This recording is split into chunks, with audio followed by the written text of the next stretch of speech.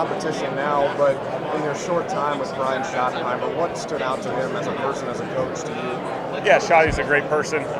Loved my year working with him. Obviously, we connected a lot just as far as the game plans, and so Shotty was phenomenal for me, and he'll be great for Dak and all those guys. I was reading about your dad and his career the other night. Like, what are some of the things that maybe are there things you still draw on like now that you learned from him, just like growing up with a football coach that helps you? I grew up around the game. My dad was the high school football coach for our team. It was Prosser Mustangs. Had a little Friday Night Lights feel to it. Small town out in Washington, and so those were my idols growing up. That's what I wanted to be every day.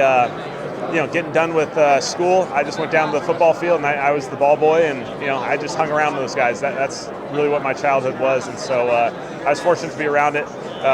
Sitting there watching film with him at night as he's preparing each and every week in high school football, and so that was really my foundation. What do you think made him? It was like 21 titles, like 6 state titles. I think what made him such a good coach? I think he's really organized, had a very clear vision. The commitment by our high school and for our community was really, really special. Everyone was all in on the football team, and so to build that buy-in was really, really special. And then on the field, I thought we were always innovative. We always used tempo. We always were trying to push the envelope. You said the other day, like tempo, innovation, so that kind of carries over to like early foundation does to that. Yeah, I certainly think just my foundation, being around my dad, being around Chris Peterson at Boise, who's always been known for innovation and thinking outside the box. I think we're all at the end of the day, we're all just trying to grow and find an edge in some capacity. Do you really find like high school football clubs and like take stuff and use it as give yourself ideas? We have found a couple over the years. Hey, wherever it is, college, NFL, high school, there's plenty of good coaches around here. How do you find those? That's a great. I'd have to dig on it. We've definitely gone down that road a little bit, just finding different cut-ups. The beauty of social media is can be certainly the devil that it is, but at the same time, the resources that you can find are really, really awesome. And so you can find clips of high school teams running goofy formations or a double pass or a reverse, and hey, maybe that can apply to us. And so it's all right there. Kellen, how's that relationship and just that relationship with Devontae has grown from when you got there this past offseason to now, and just what are some of the qualities that you like about what he provides for this season? Yeah, it's been so fun to really team up with Smitty this year. Tremendous player, tremendous person, but then when you get to interact and just his football intelligence and his feel for this game is really, really special, and certainly something that we embrace, we lean into. I love the feedback that he can share during games because it's going to be really, really accurate, and he's going to give you a great pulse of what he can do, the adjustments that he can make, and maybe a certain call that we can go to, and so we definitely emphasize that. He's been so successful in like every stop he's had, from college, winning national titles, the Heisman Trophy, he definitely did the second Super Bowl there. Are those intangibles what probably makes him or separates himself from the rest of them? Yeah, certainly his feel, his intangibles, his ability to just play this game at such a high level, it's really, really special. He can win at the line, he can win at the top, he makes tough catches, he goes and blocks. When Saquon makes a big run, more often than not, Smitty's right down there making a big time block, and so he's just got everything. Obviously, you have always had your mind on the task at hand throughout your career, but was there a point, especially once you started taking good coaching interviews and knowing that's what you want to do, where you were intentional about sort of taking notes in the back of your mind about whatever head coach or even the people you've chosen to work with? I think you're always taking observations everywhere you go. Even as a player, you're always taking notes of, in the back of my mind, I always anticipated maybe being a coach. Certainly that got confirmed the later I went into my playing career in Dallas, and so you're always taking notes of things that maybe you'd want to take in a future opportunity, whether it be a coordinator, head coach, whatever that role may be. And so it's been a lifelong journey. Has that been a positive that you found working for 3 different organizations in 3 years, being able to expand that? Yeah, certainly. I've been around a number of coaches, as a player and a coach in a few different spots, and there's so many ways of doing this thing. I think you try and embrace what pieces would best suit you and help you become the best version of yourself. Having that experience as well kind of open up opportunities when it comes to building a coaching staff and kind of Yeah, I think the longer you're in this business or in the NFL, the more people you're going to get connected to, and there's a lot of awesome coaches around this entire league in college football, and so it's really special when you get to build those relationships. Yeah, Nuss is tremendously detailed. Does a great job with the quarterback fundamentals. Has a great feel for that. Certainly, we've been fortunate to team up in 3 spots now, and so I think the world of it.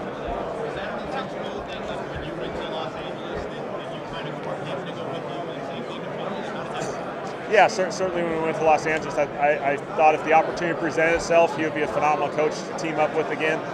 It worked out great, and it worked out again in Philadelphia, and so I've been fortunate. Yes, good to see you. Yeah. What's it like to sit down with Jalen Hurts for the Super Bowl week? Yeah, it's a really fun collaborative process. I think that the fun part of this 2-week journey is you put a lot of the game plan in last week, and then you kind of make those tweaks and adjustments as the week goes on. And he's watching film, I'm watching film. Everyone on our team is just trying to absorb as much as they can and put ourselves in the best position to be successful. Knowing how obviously run heavy you guys are this year, you need to Yeah. Saquon Barkley. What's the collaboration? How can you specifically describe his involvement in what you guys want to do as a Saquon too? Yeah. But really with James. Yeah, certainly. I think we have a collaborative environment that I think is a really big advantage for us. That certainly we want input, we want collaboration, we want conviction in what we do, and so the more conversations we have, that allows us to build that consensus. And so I think even as the game progresses, is that communication. Jalen and myself, Saquon in the run game, the offensive line. More often than not, I've experienced if players are convicted, they really believe in something, they're going to make it work. What are the footprints of Steve's defense that you have to account for in order to be successful? I think he does a really good job. He stresses you in the sense that he's going to make you earn it. They don't give up easy plays. They're always connected. They're always aligned properly. And he'll stress you in the protection game, and he'll stress you with pressure on first and second down to stop the run. Okay, thanks. Put in a lot of extra time, so it makes it easier in that regard. But our position coaches have spent a lot of extra time with them.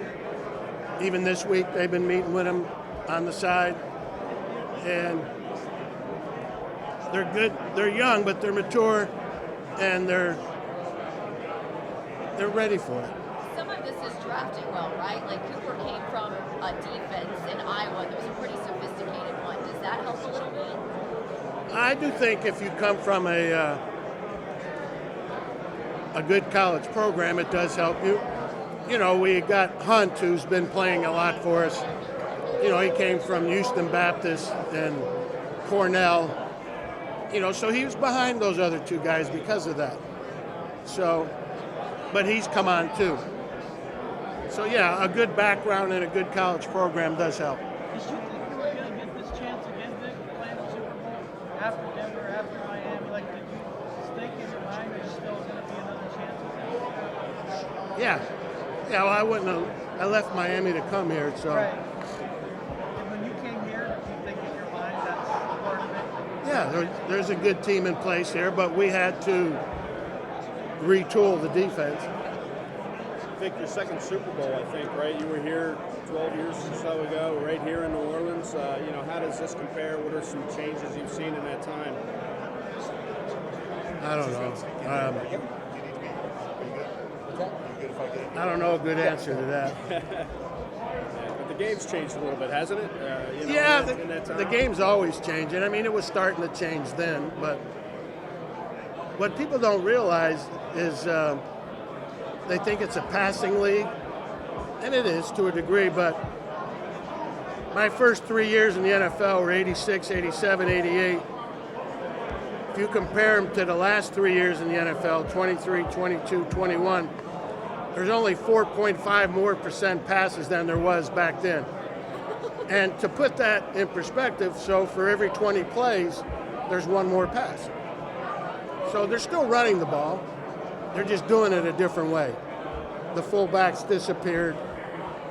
There's a second tight end who's a good receiver or a third wideout on the field. So the run game is a little different, and but they're still running the ball. So this part of your analytics that you talk about? You know, you have your own set of analytics that you like to go by. Is that part of it? Is that a little glimpse into it? Nah, that's just fact. You know, that's Vic, just. is there have you ever had a group this young be this great? I don't think so. Not this young, you know. Again, one of the local media guys in Philly has said it several times. We're the youngest defense in the league. I looked it up. I've never. That's right. It's you. You snuck in here, and I've never fact checked them on it, but I trust them. It took me like 5 hours to. He's the oldest guy on the beach. Philly, Yeah. probably. Me and him. That's with Jacoby though. That's like it went up a little. So yeah, they've come around quickly. They have the intelligence and the makeup to come around quickly. At some point there, in the middle of the season, we figured out what kind of style we need to play with these guys. That's helped, and they've just gotten better and better and better. Is there go ahead. Is there a level of naivete to them that they're in this? Yeah, probably. Probably. But, we've had 3 playoff games, so Yeah. that will harden you a little bit. So when you talk about Patrick Mahomes to your Mahomes what? when you talk about him to your young group, what are your key talking points to them about facing him? Well, obviously, we got to be able to defend when he starts scrambling. Hopefully, we can keep him in there enough. But they watch the tape, they figure it out. We show it to them. What's When the you style? come to You it- said at some point in the season. Yeah, you we, figured out what the style was. We don't pressure a whole lot. We've had games where we've done it more than others. It kind of seems to fit our players. At one time years ago, I pressured as much as anybody in the league. But you got to adjust to your players. I want to ask this, but I don't want this to be one of those viral questions. But I have to have a little bit of fun with the guys because they have fun with it. Reed and Cooper call themselves the exciting whites. Have you seen these guys play with the toughness on defense? And to have some people doubt them just because of I don't know. I'm not going there. They ain't getting asked about it. I'm not going there. When you come to a new team, what's the first thing what's your first priority to try to kind of set your system in place and win the guys over? To tell the people in charge of acquiring players what we need and what kind of players we need. That's first and foremost. And then once the roster's in place, then what? Then we got to teach them, start from ground zero. It's all fundamentals and technique. That's all it is. And the team that does that the best, provided they have enough talent, you'll succeed. In that regard, Vic, when you had Pat Santana as a rookie, you talked about how, because you had him in the slot, you had him outside. Did you see in him then where he's obviously in the conversation with defensive player of the year? Omar, did you see that potential that he could be that kind of player to grow into? And why? Yeah, I was his biggest sponsor in Denver, the draft sponsor. Pre-draft? Yeah, and you just can tell. Sometimes you can just tell. He had all the measurables, all the stuff that people want, but then he had that makeup that would allow his measurables to flourish. Where did he take off? Now he's in year 4. What did he have to do to refine his game? Just play. He was a good player for us as a rookie. So I am who I am every single day, all day, every day, and I am relentless because there's only so much time to prepare, and then it's go time. So the way I think is there's another group of guys over there, Coach Cullen and his guys, and they're getting ready, and we're getting ready, and I'm like, I can't waste a second. We got to use every minute and every second to stay ahead. In the hypothetical world where Kevin Patullo becomes an offensive coordinator in this league, what would make him a good offensive coordinator? Hypothetical. I don't like hypotheticals, but I love Kevin Patullo. I can tell you that, and I think that he's a great organizer and a great football mind. Have you seen his philosophies kind of blend in the last couple of years as different coordinators have been in place here, and he's kind of been involved in the past game? He's always been have input. He's always had a lot of input. You've been sitting here for a long time. How important is it at your position as the coach of the offensive line to have the consistency in the years that you've had in the organization? Did that make it easier for you when you had to make some transitions along the offensive line? I think it's always good when you can have somebody, it's stability for the players. Like, I think it's difficult, and anybody here would understand this, if every year you had a different coach that was teaching different technique, because what people don't, maybe they do realize it, but this isn't like a snapshot. This is a motion picture. This goes on and on and on and on. And so the more repetitions you get, the better you get at something. And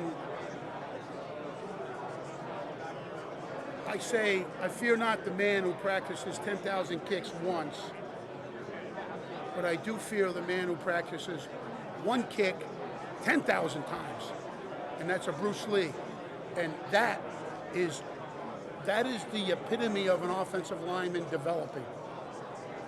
Repetition, repetition, repetition with the same technique. Now, I change the coach every year and he's teaching a different technique. How am I going to be able to get to those 10,000 kicks?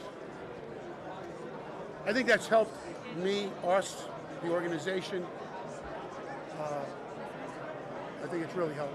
Saquon Barkley, what's it like to have him on this offense, and what are the things that he does when he's not running the ball with the ball in his hand that are special? Well, first of all, I don't know if you noticed on the sideline, a lot of times he sits over by the O-line. He's just sitting there. I'm like, hey man, get out of my way. I gotta sit on the bench and go through these.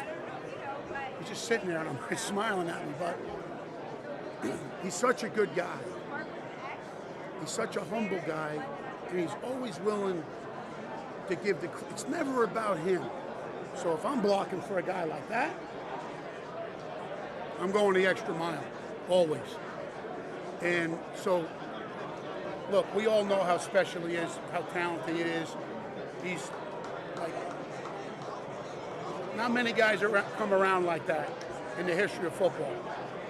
We all know this, but I don't know that you know the other part of it is what I just said. That's why I opened up that way. When you saw that 3-touchdown game in Brazil, did you find yourself going, oh, we might have something really special collectively as an offense? No, then? I knew that. He did it against us when he played for that other team. I saw it on the other sideline. So we all kind of knew what was the excitement of, are we really going to have a chance to have him in our organization? Like, I didn't. It's a credit to Howie Roseman once again to be able to pull that off. Jeff, Dallas Goedert is kind of the other tight end of this game because of Travis and all the pub he gets over in Kansas City. What does he mean to you guys when obviously certainly he's healthy? Yeah, I think that the O-line, they get credit when when the running back runs for a lot of yards and all, but there's so many other people involved, most especially the tight ends.